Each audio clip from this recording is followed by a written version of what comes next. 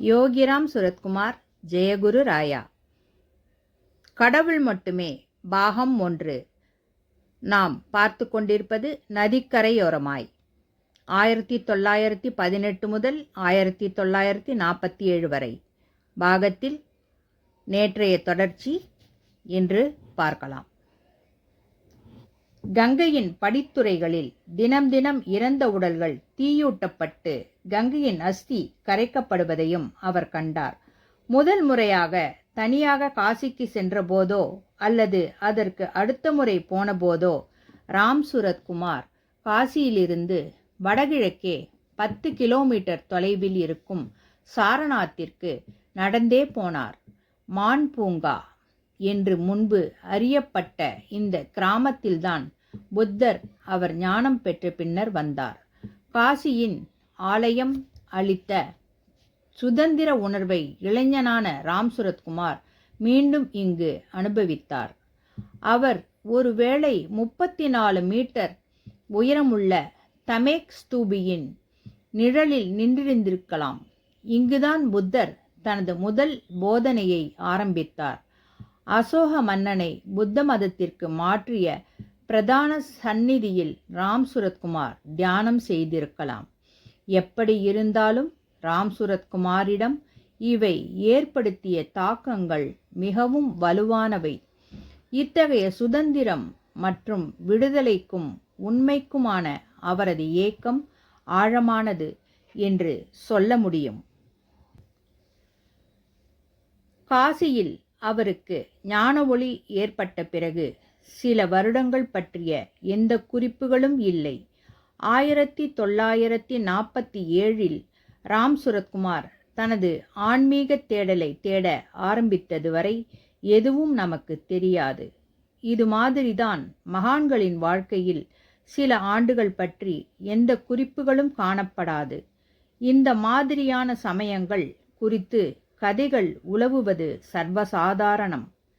இயேசு கிறிஸ்து பற்றியும் சொல்வார்கள். அவர் இந்தியாவுக்கு வந்தார், யோக கலை கற்றார். அதன் பின்பு சில ஆண்டுகளுக்கு எங்கு சென்றார் என்று தெரியாது என்று பலர் சொல்வார்கள்.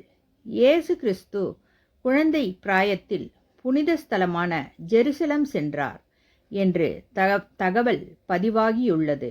அதேபோல ஜெருசலமில் அவர் அறிஞர்களிடம் அடிக்கடி கலந்துரையாடியிருக்கிறார் என்றும் தகவல்கள் கூறுகின்றன. ராம் சுரத்குமார் நதிக்கரையோரங்களில் சாதுக்களால் கவரப்பட்டு அவர்களுடன் உரையாடி கொண்டிருந்ததைப் போல இயேசு சொன்ன நேரத்திற்கு சொன்ன இடத்தில் அவரது பெற்றோரை சென்று பார்க்கவில்லை என்றதும் அவரது பெற்றோர் கவலை அடைந்தனர். மீண்டும் அந்த நகரத்திற்கு வந்து பார்க்கையில் கோவிலில் இயேசு பெரியவர்களுடன் உரையாடி கொண்டிருந்தார்.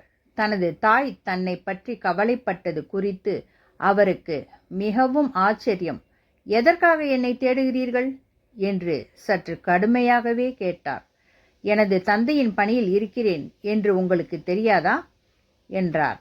இயேசு பேசியது போலவேதான் ராம் சுரத்குமார் எப்போதும் அவரது தந்தை பற்றி, தந்தையின் பணி பற்றி பேசுவார். ஆனால் அவர் பற்றிய தகவல் தெரியாத ஆண்டுகள் மிக உயர்ந்தவை அல்ல என்று அவர் சொல்லியிருக்கிறார். படிப்பு, கால்பந்து விளையாட்டில் ஆர்வம், திருமணம், குழந்தைகள், குடும்பஸ்தர், சாதனா, ஆன்மீக பிராக்டிஸ், இவையெல்லாம் ஒரு சாமானிய மனிதனின் வாழ்க்கையில் நடப்பவை. இதுதான் அந்த தகவல் தெரியாத ஆண்டுகளில் நடந்தன. யோகிராம் சுரத்குமார் கல்வி குறித்த அவரது கடந்த காலம் பற்றிய எந்த ஆய்வையும் உறுதி செய்யவில்லை. வாரணாசியிலிருந்து 135 கிலோமீட்டர் தொலைவில் இருக்கும் அலகாபாத் பல்கலைக்கழகத்தில் அவர் படித்தார் என்பதற்கு சில சான்றுகள் உள்ளன. 1990களில் சாது ரங்கராஜன் தனது குருவுடன் பேசிக்கொண்டிருந்த போது தனது கடந்த கால வாழ்க்கை குறித்து பேசுவதை அவர் தவிர்த்தார் என்றும் அது பற்றி எதையும் ஒப்புக்கொள்வதற்கு தர்ம சங்கடப்பட்டார் என்பதும் தெரிய வந்தது.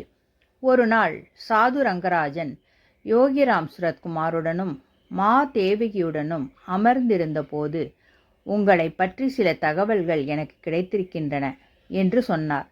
இந்த பிச்சைக்காரன் பற்றி உங்களுக்கு என்ன தெரியும்? பகவான் கேட்டார். அமிதாப் பச்சனின் தந்தை உங்களது ஆசிரியர். அமிதாப் பச்சனின் தந்தை ஹரிவன்ஷ் ராய் பச்சன் உலக புகழ்பெற்ற கவிஞர், ஹிந்தி மற்றும் உருது மொழியில் பண்டிதர். பல இலக்கிய நூல்களை மொழிபெயர்த்து இருக்கிறார்.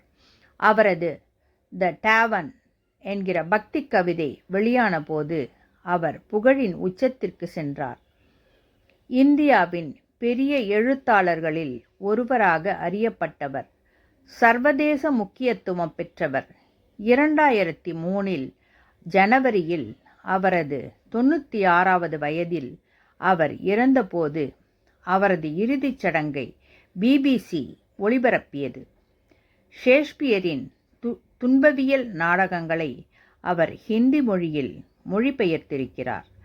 அலகாபாத் பல்கலைக்கழகத்தில் ஹரிவன்ஷ் பச்சன் 1941 52 வரை பேராசிரியராக பணிபுரிந்திருக்கிறார். அந்த சமயத்தில்தான் ராம் சுரத்குமார் கல்லூரி படிப்பை தொடர்ந்திருக்க வேண்டும். அதாவது 1937 பள்ளிப்படிப்பை ராம் சுரத்குமார் முடித்தார் என்பது நமக்கு தெரியும். இவற்றை வைத்து பார்க்கும்போது ஹரிவன்ஷ் ராயின் மாணவராக ராம் சுரத்குமார் இருந்திருக்கலாம் என்று தெரிகிறது. அலகாபாத்தில் ஹரிவன்ஷ் ஆங்கில இலக்கியம் கற்பித்தார். ராம் சுரத்குமாருக்கு பிடித்த பாடம் இது. தான் யோகிராம் சுரத்குமாரிடம் ஹரிவன்ஷ் ராய் பச்சன் பற்றி கேட்டபோது அவரது முகம் சிவந்தது என்று குறிப்பிடுகிறார் ரங்கராஜன். ஓ, ரங்கராஜன் சில பாதுகாப்பு சோதனைகளை செய்து இந்த பிச்சைக்காரன் பற்றி சில விஷயங்களை கண்டுபிடித்திருக்கிறார். எப்படி உங்களுக்கு இந்த தகவல் கிடைத்தது என்று கேட்டார் பகவான். எனது சொந்த தரப்பு மூலம் தகவல் பெற்றேன் பகவான் என்றார் ரங்கராஜன். ஓ ரங்கராஜன், நீங்கள் பாதுகாப்பு சோதனை பணியை செய்கிறீர்கள். இந்த பிச்சைக்காரனின் கடந்த காலம் குறித்து விசாரணை செய்கிறீர்கள் என்று ராம் சுரத்குமார் இந்த தகவலை ஏற்கவும் இல்லாமல் மறுக்கவும் இல்லாமல் சொன்னார். யோகிராம் சுரத்குமாரை அருகில் இருந்து பார்த்தவர்கள் அனைவரும் எல்லா விஷயங்கள் பற்றியும் அவருக்கு பரந்த அறிவு இருப்பதையும் குறிப்பிட்டிருக்கிறார்கள். அவருக்கு ஆங்கிலத்தில் சரளம் இருந்தது. மொழியின் நுணுக்கங்களை நன்கு அறிந்திருந்தார்.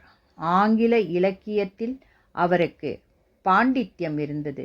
பல சமயங்களில் வெளிப்பட்டது. அவரது அமெரிக்க பக்தர் லீலோ சோவிக் அவரது நண்பர்களுடன் 1980களின் இறுதியிலும் 1990களின் ஆரம்பத்திலும் யோகிராம் சுரத்குமாரை சந்தித்த போது அவர் ஆங்கில கவிஞர்களான மில்டன் மற்றும் பிளேக் குறித்து பேசியிருக்கிறார். அவர்களது கவிதை வரிகளை மேற்கோள் காட்டியிருக்கிறார். இதன் தொடர்ச்சியை நாளை காணலாம்.